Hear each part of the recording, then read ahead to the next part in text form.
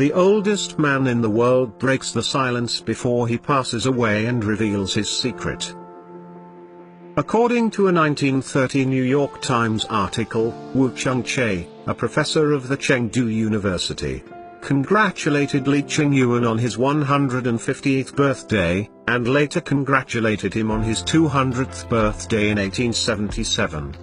In 1928, a New York Times correspondent wrote that many of the old men in Li's neighborhood asserted that their grandfathers knew him when they were boys.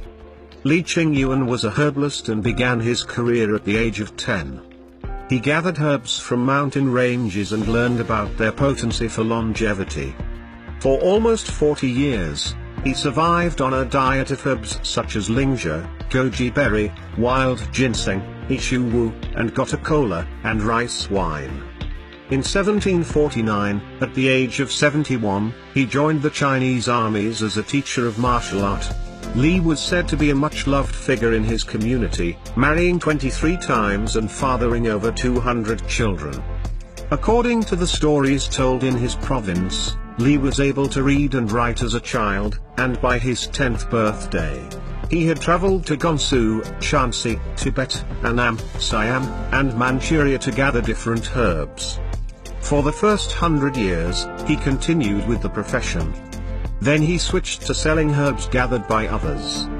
He sold lingzhi, goji berry, wild ginseng, ishu wu and gotu kola along with other Chinese herbs and lived off a diet of these herbs and rice wine. According to one of Li's disciples, he had once encountered an even older 500-year-old man, who taught him Qigong exercises and dietary recommendations that would help him extend his lifespan to superhuman proportions. Apart from Qigong and a herb-rich diet, what else can we learn from this master of longevity?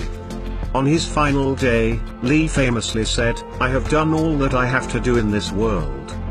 Could his peaceful last words also hint at one of the biggest secrets to a long and prosperous life? It's interesting to note that in the West, we're often taught to believe that aging is something that must be beaten with high-tech infrared devices and state-of-the-art medication. Li was asked what his secret was to longevity. This was his reply: "Keep a quiet heart, sit like a tortoise, walk sprightly like a pigeon and sleep like a dog."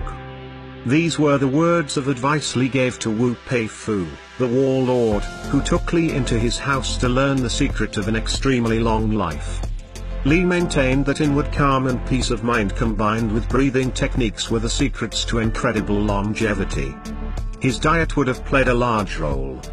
But it's fascinating that the old living person in recorded history attributes his long life to his state of mind.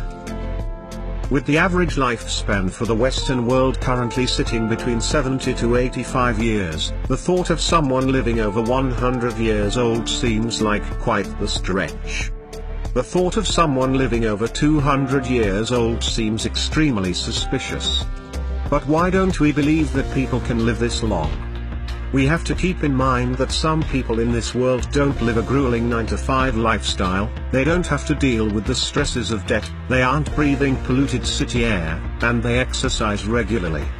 They don't eat refined sugars or flour, or any foods that have had pesticides sprayed on them. They aren't living off of the standard American diet. They aren't eating fatty meats, sugary desserts, and genetically modified foods. No antibiotics. No drinks and no substance.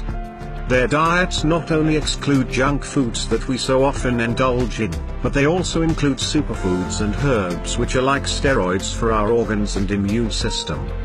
They also spend their spare time in practicing breathing techniques and meditating which have been proven to improve mental, physical, and emotional health.